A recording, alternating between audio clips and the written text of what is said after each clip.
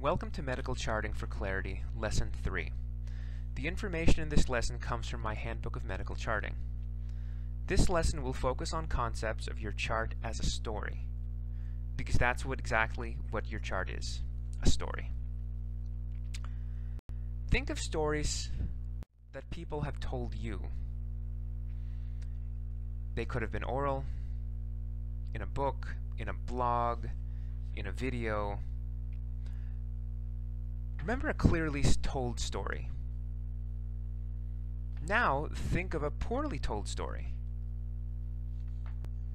And consider that difference. Remember that you want your story in your chart to be clear.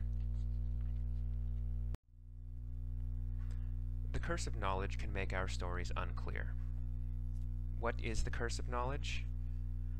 It's when you cannot see the perspective of a person who doesn't know what you already know.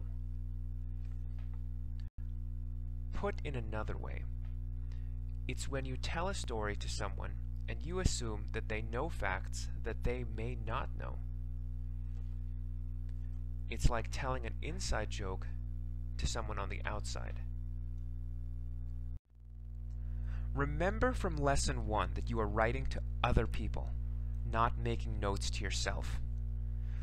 Your audience will likely be unfamiliar with the story you're trying to tell in your chart. Keep that in mind as you write. There is only so much time and energy out there. This is true for both you and your audience. You want to save yourself time and energy, and you want to save your audience time and energy as well. Over the course of a day, the time and energy to write overly lengthy and unclear charts and the time it takes to read and make sense of them can add up. Balance being complete with being concise. Who is our audience anyway?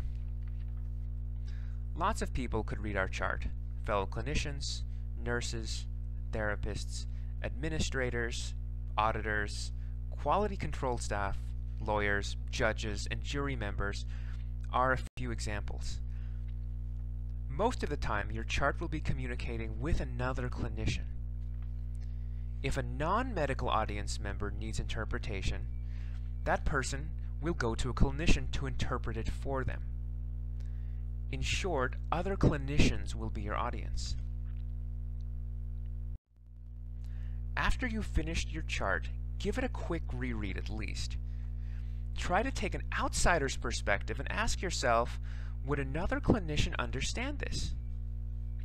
Will this be a clear story to a clinician who is brand new to this story? If not, then find the clarity problems and fix them. If you found this lesson useful, please check out my Handbook of Medical Charting. It covers these topics in depth and more topics.